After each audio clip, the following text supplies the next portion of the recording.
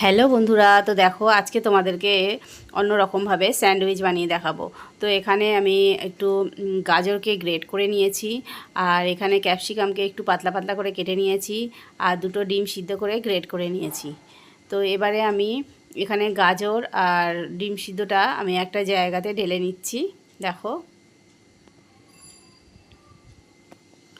তো এখানে আমি একটা জায়গাতে ঢেলে নিলাম, নিয়ে এবার আমি এর মধ্যে বড় চামচের 1.5 চামচ মতো বন্ধুরা মেয়োনিজ দিয়ে দিলাম, আর একটু বিট লবণ দিয়ে দেব পরিমাণ মতো বলতে বন্ধুরা এখানে একটু লবণটা কম লাগবে, কেননা মেয়োনিজে এমনি নুন থাকে, তো সেটা বুঝে দিতে হবে।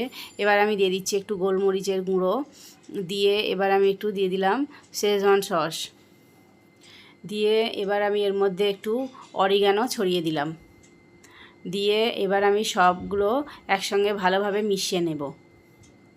তো দেখো, চামচের সাহায্যে আমি সবগুলো একসঙ্গে ভালোভাবে মিশিয়ে নিচ্ছি।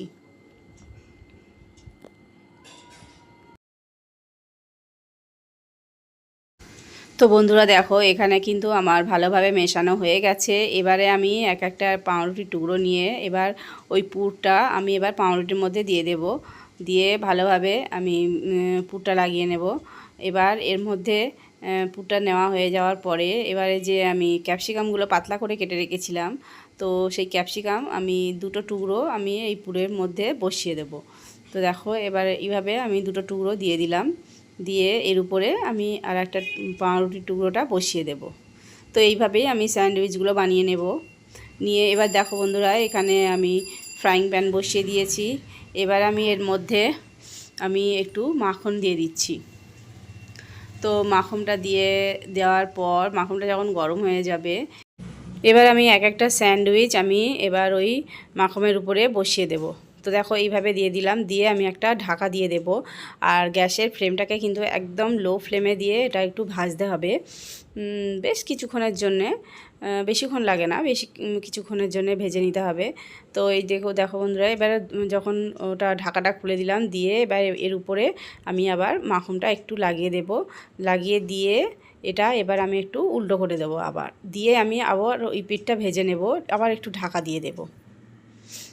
তো দেখো, আবার এখানে একটু ঢাকা দিয়ে বেশ কিছুক্ষণ আবার একটু ভেজে নেব। ঢাকা দিয়ে নেওয়ার পর দেখো বন্ধুরা, এখানে কিন্তু আমার স্যান্ডউইচ রেডি হয়ে গেছে।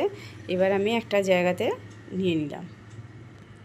তো এইভাবেই আমি প্রত্যেকটা স্যান্ডউইচ বানিয়ে নেব। আবার ওই রকম মাখনটা দিয়ে দিলাম, দেওয়ার পর মাখনটা গরম হয়ে যাবে, আবার একটা স্যান্ডউইচ ঠিক একই রকমভাবেই আমি ভেজে নেব।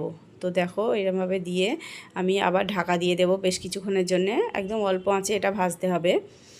তো এইভাবেই আমি প্রত্যেকটা স্যান্ডউইচ বানিয়ে নিয়েছি।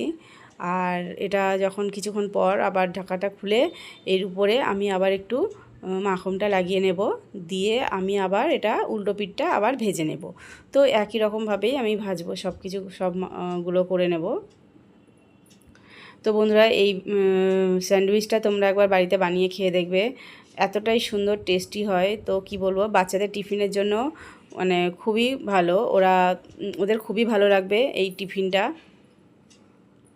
তো আমার এই ভিডিওটা তোমাদের কেমন লাগলো তোমরা প্লিজ কমেন্ট করে জানাবে। তো ঠিক আছে বন্ধুরা, এখানে শেয়ার করে দিলাম, আবার পরে দেখা হবে। টাটা।